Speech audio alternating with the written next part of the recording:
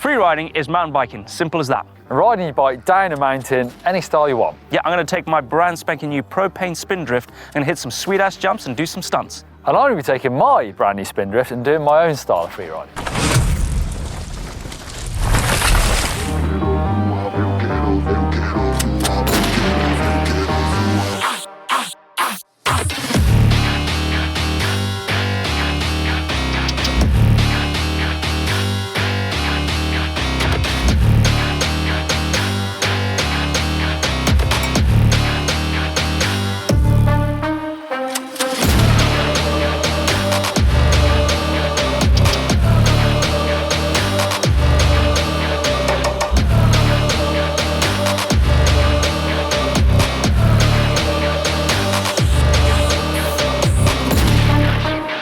So two fresh Propain Spindrifts. I've got the carbon one, but they're pretty different bikes, Blake. Tell us about your aluminium bike. Definitely, like you said, aluminium, mixed wheel size, big triple crown fork on the front. It's got 7-speed. It hasn't got all the things that you would do if you were to go long distance. I would say this is a bike park bike, for sure. Talk about bike parks. I say this one is Whistler Bike Park, and that one is Squamish. I guess so, doing the Canada analogies here. But yeah, this is carbon frame. I've got frame storage in there.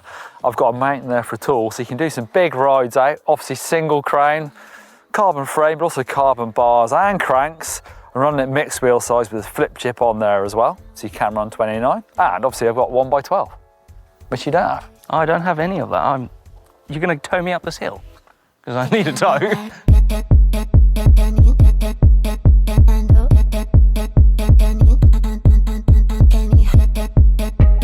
There is, of course, the argument that downhill mountain biking was the original form of mountain biking because those bunch of wild riders were timing themselves down that repack course in Marin County on bikes that they cobbled together themselves.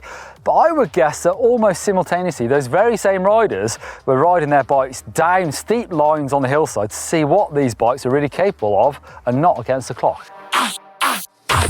So freeride was the past, but what about the future? Remember when that was enduro, about a decade ago, when that riding style became the racing format? Well, these bikes aren't so different from enduro bikes, but they're definitely more about going big than doing it really fast. And that's what a load of riders do now. That's what I see on Instagram. Riders doing gnarly lines, things like the Tour de Gnar, or riders doing massive jumps, or even rampage style riding, people like Remy Metallier.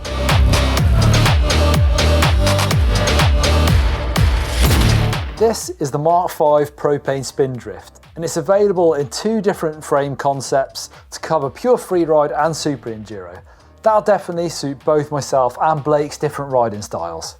The carbon fibre version, the one I'll be riding in a lovely red carbon colour, when freeriding blurs into a super enduro bike. Available as full 29 or mixed wheel size, 180mm of Pro 10 rear travel on all the versions, and the CF uses a 180 single crown fork.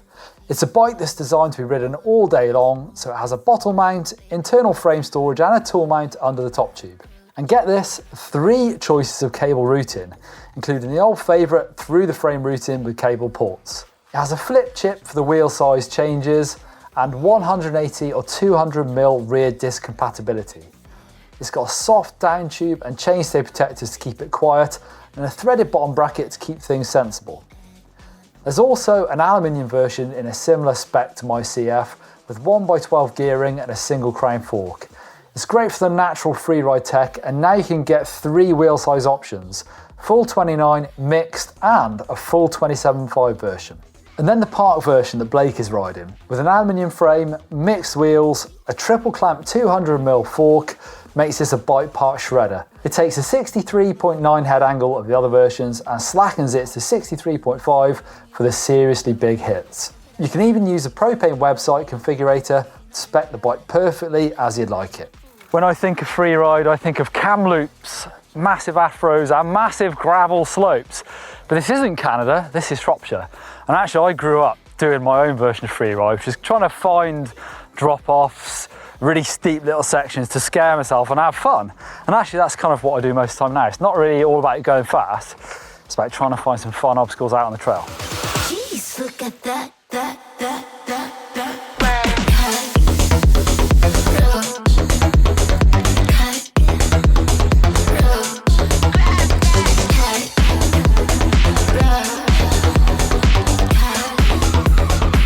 I think Freeride, I think humongous jumps, a bit like Darkfest, Swatched Rocket Air, bike parks like Whistler bike parks with huge jumps, landings where it takes a lot out of the bike.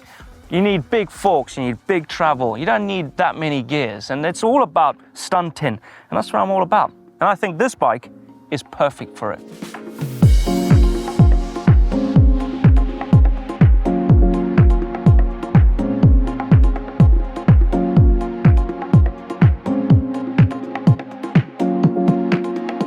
Neil, Freeride isn't dead yet, mate. This bike kills it. I guess as long as you've got bike parks like this with massive jumps, Exactly. you're going to want a bike like that to ride them. 100%. Difference for me, the Freeride back in the day was these big, horrible, heavy bikes that were all right for doing drop-offs, but that's about it.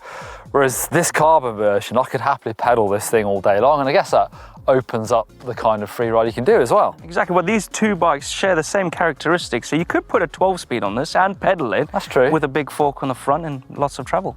Let us know if you're a Freeride fan and if you're thinking about your next bike being a Freeride bike, and yeah, jump into the comments down below. Yeah, actually, stick around. I might take this to Swatch 9s and maybe Darkfest. Let us know if you want to see that.